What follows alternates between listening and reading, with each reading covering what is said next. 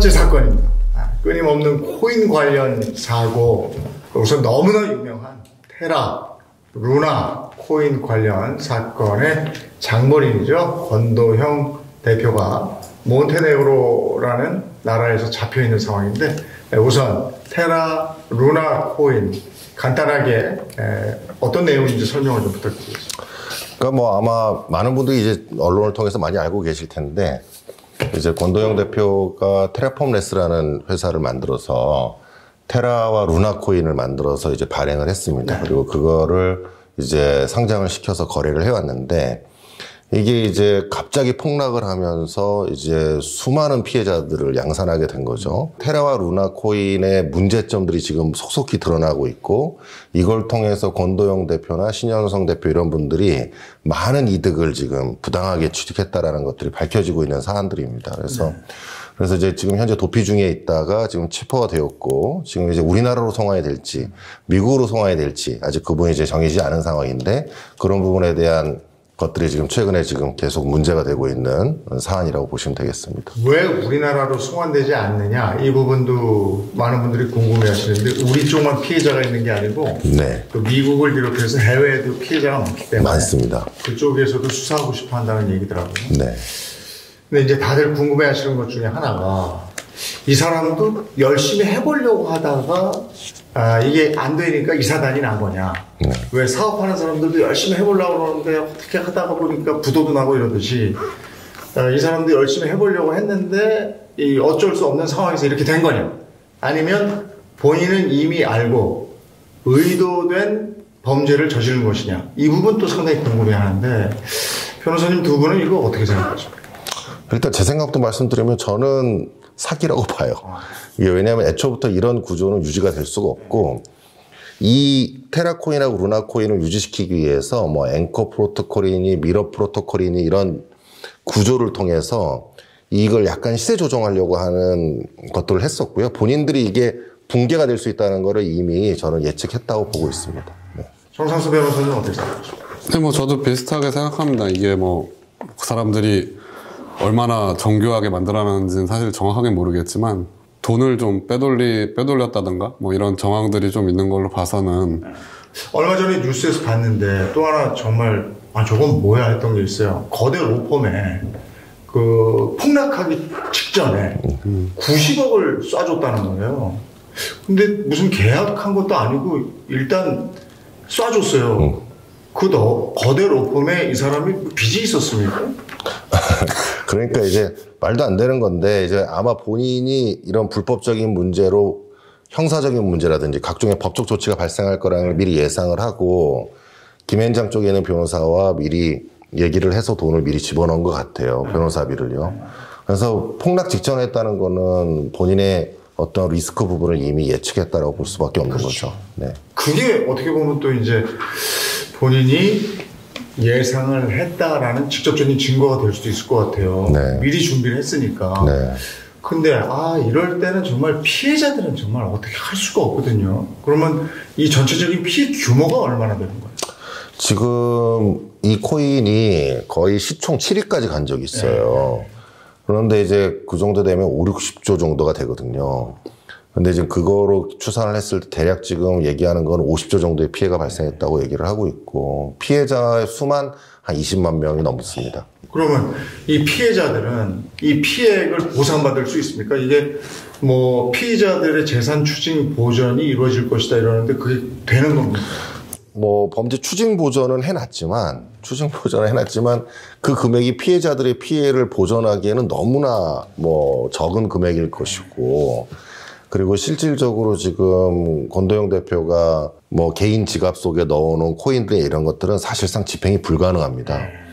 그러다 보니까 실질적으로 피해 보전은 굉장히 어렵다고 보여지고, 또 이 사건의 가장 큰 핵심은 사실 이제 막 언론에서 이 얘기는 안 하고 있지만, 피해자들의 피해 액수를 특정하는 것 자체가 굉장히 어렵습니다. 그래요? 그 피해 액수가 특정이 돼야 뭐 있는 금액을 배분을 할 텐데, 그 부분 때문에 아마 많은 논란이 생기지 않을까. 검찰에서 그 부분 수사가 제일 어려울 거라고 생각하고 있습니다.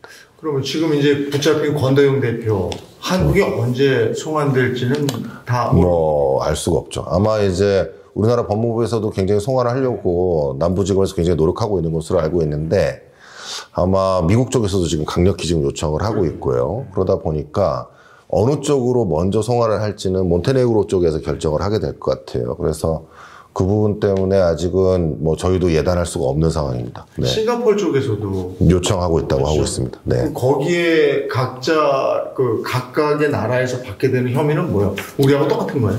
거의 비슷한데요. 이제 미국 같은 경우에는 이 미등록 증권 판매와 관련된 쟁점과 사기 쟁점, 이 두 가지 쟁점이 가장 큰 쟁점이고요. 우리나라에서도 이제 기본적으로 사기하고 자본시장법 위반, 그 다음에 뭐 유사수신도 문제가 되고 있긴 하지만은 아마 그 부분보다는 사기하고 자본시장법 위반 쪽이 가장 큰 쟁점이 될 것 같습니다. 미국하고 우리나라하고는 어떻습니까? 어느 정도 처벌을 받게 되는지 이것도 궁금해하고, 이것과 관련해서 커뮤니티 사이트에서 권도영 대표를 어떻게 처벌해야 되느냐 이런 설문조사까지 벌어지고 이랬는데 이 부분은 어떻게 생각하십니까? 미국으로 차자를 보내자. 그래야 거기가 중하게 처벌하니까. 우리나라는 사실 뭐 금융사기범들 중하게 처벌 받아봐야 뭐 그렇죠. 최대 20년 정도 받고 저희 뭐 라임 사건 같은 경우에도 뭐 20년 이 정도밖에 안 되니까 그런 생각을 했을 때 이제 중한 처벌 받으려고 그런 생각을 하실 수는 있는데 이제 실제로 이제 미국 같은 경우에는 뭐 옛날에 폰지 사기의 메이도프 같은 사람들은 150년형을 받았고 지금 FTX 파산 사태로 문제가 되는 샘 뱅크 프리드먼이라고 하는 사람이 있는데 이 사람도 지금 예상되는 형량이 한 150년 정도 돼요. 155년 최대. 지금 그 정도로 이제 거기는 형량이 굉장히 중하게 이제 선고를 하고 경제범에 대해서도. 근데 우리나라는 이제 그거보다는 형이 약한 것은 사실이죠. 약하죠.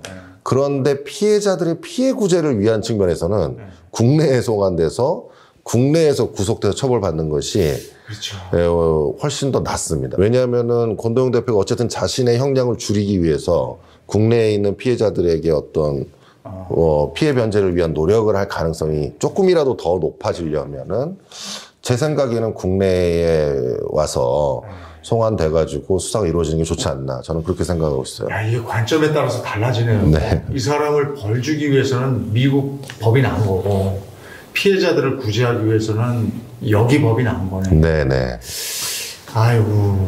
근데 최근에는 또 코인 때문에 흉흉한 일이 또 벌어지잖아요. 청부살인까지 벌어지고 막 이랬는데 이 사건도 한번 얘기를 해보죠. 이건 어떻게 된 거였습니까? 정 변호사님.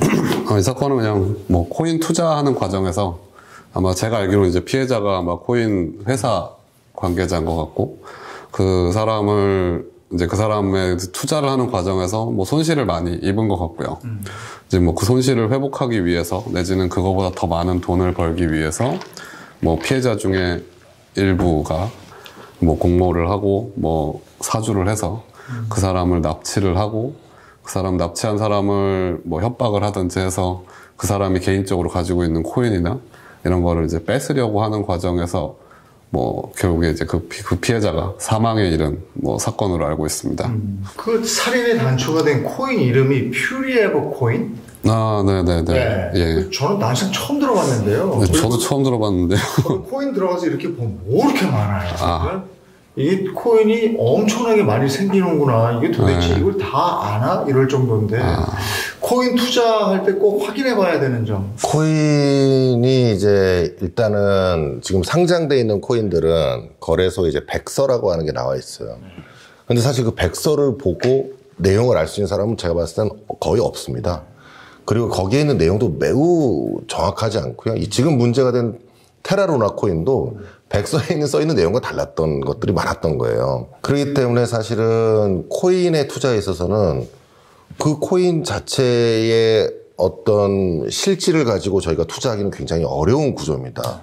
그러니까 그걸 가지고 판단해서 투자하는 건 거의 불가능하다고 보시면 되고, 그런데 거기에 심지어 상장까지 안 돼 있는 지금 문제가 된 뭐 여러 가지 난생 처음 듣는 코인들 있지 않습니까?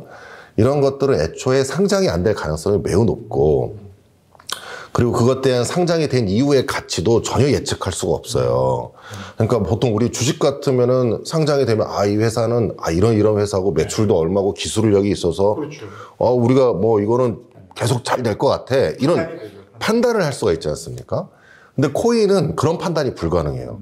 그래서 지금 많은 피해를 입는 사람들 중에 뭐냐면은 이 코인을 내가 상장해서 엄청난 이득을 주겠다 이렇게 얘기를 해가지고 이분들한테 코인을 뭐 개당 10,000원, 20,000원에 팔아요. 근데 실제로 이게 상장됐다고 쳐요. 근데 상장됐는데 10,000원에 산 코인이 10원이 된단 말이에요. 그러면 이건 의미가 없지 않습니까? 그렇죠. 엄청난 손실을 입게 되고. 그러니까 그렇기 때문에 코인에다가 어떤 자신의 많은 재산을 넣어서 투자하는 것은 저는 타당하지 않다고 생각이 되고 피해를 입을 가능성이 굉장히 높다. 아직까지는 저희 코인 시장이 도박성이 굉장히 강한 상태다. 저는 그렇게 생각하고 있어요. 아니 요즘에 뭐 비트코인이 다시 급등하고 이러면서 코인에 대한 관심이 높아지고 여기저기서 코인 하는 얘기가 조금씩 들려요. 이게 사람이 그냥 혹 넘어가는 뭐에 씌인 것처럼 넘어가는 경우가 있거든요. 신중하게 투자하셔야 됩니다.